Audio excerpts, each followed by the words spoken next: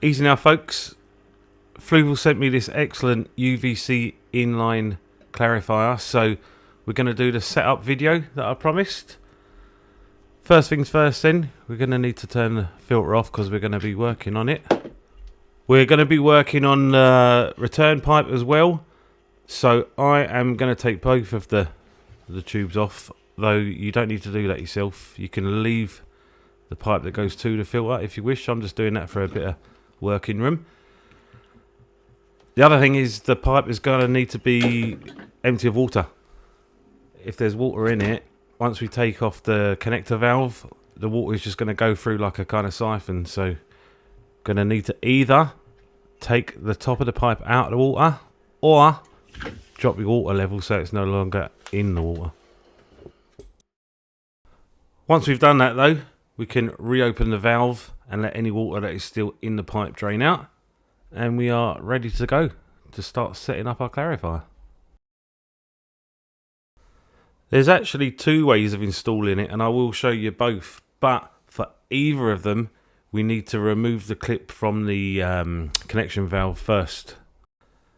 In both scenarios, the pipe that goes back to the tank, that delivers the water back to the aquarium, is going to attach to the left hand pipe here.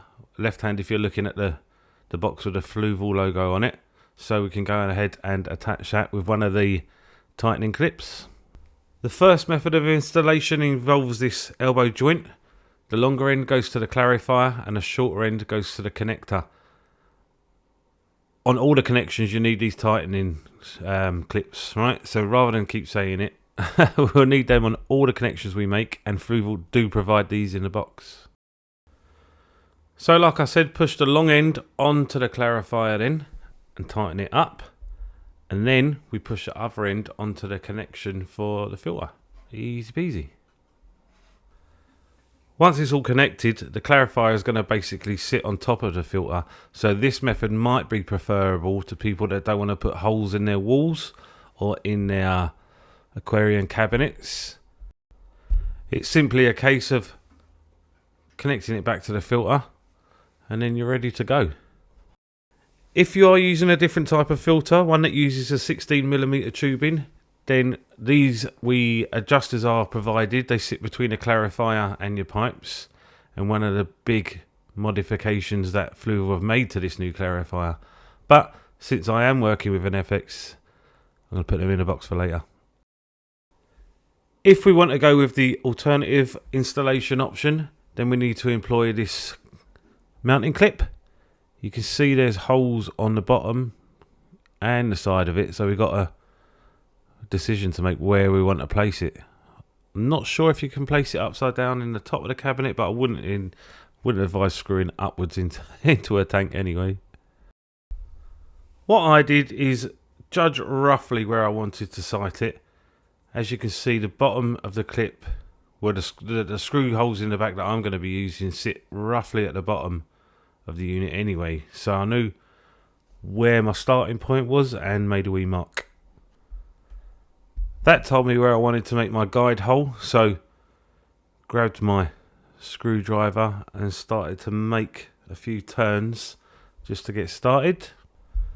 Not everyone is going to want to screw into their cabinet, I guess, but as I said, you can screw into the wall behind it, or you can add a false board to place the clarifier on.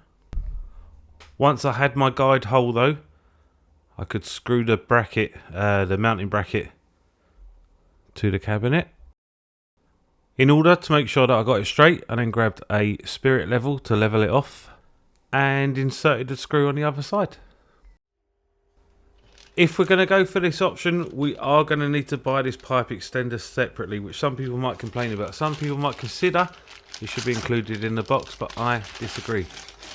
Considering most people probably will go for option one, and in these days when we're trying to reduce unwanted, unperishable plastics in the world, I think I'd rather pay less for the clarifier and buy this extra should I want to choose that mounting option, rather than have a bit of plastic sitting in my cupboard that I'm never going to use.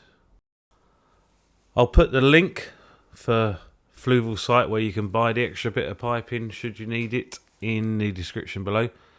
But yeah, it's less than a tenner, and I was quite happy to pay for it. So, jam that on the clarifier and tighten the connector. I chose then to add the valve back to the filter and kind of twist it about until I found a sweet spot where the pipe felt comfortable without putting any strain on either of the pieces of equipment.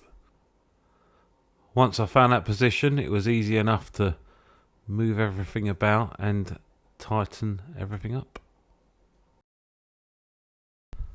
Quick clean up then, and we are done with the installation. If anybody has been concerned about my electrics being so close to the water, the water that's splashing about, completely agree. I was kind of good with it when it was only the filter connections, but now I've added some. I think I'm going to remove the tank that's in the cabinet next door and put all my electrics over there. That is not to say I don't have faith in the way Fluval has designed these things, because I totally do, or faith in myself, but electric and water isn't a good mix, so better to be safe than sorry. That said, we are done now, so we can attach our plug to our cable. Remember, at this stage the clarifier doesn't have any water in it, so the first thing we want to do is get our filter back up and running. I didn't empty the filter at any point, so it's still full of water, which means as soon as I turn it back on, water is going to start flowing through the system. Obviously the filtered water is going to travel up through the clarifier, have contact time with the bulb, kill the algae and return to your aquarium. Now I did notice a bit of gurgling. I had air in it somewhere, so it was easy enough to lift it off the mounting clip, turn it upside down and sideways for a couple of seconds till all the air was purged, and then replace it back on the mounting clip. Easy. Now I did say in the unboxing video that I hadn't noticed an operating light, which I was wrong about. I owe Fluval an apology, because as you can see, you can clearly tell when the light is on. So apologies for that, Fluval. You can tell when your light is operational. If that matters to you, you might want to mount it in a way that you can see that, rather than the way I did it. But otherwise, we're good to go. Probably takes about 10 minutes to set it up. And once we've got water running through it, we can plug it in and let it do its job. If you are not wanting it running 24 hours a day, you can employ one of these timer switches. Get them for a couple of quid from a department store and set it to the time intervals of your desire. It won't do you any harm just to check your connections every couple of hours for a little while, but there's no reason you'd expect any leaks. Every aspect of this has been cleverly, intelligently and professionally built. Hopefully nicely explained too. So I'm out. Later.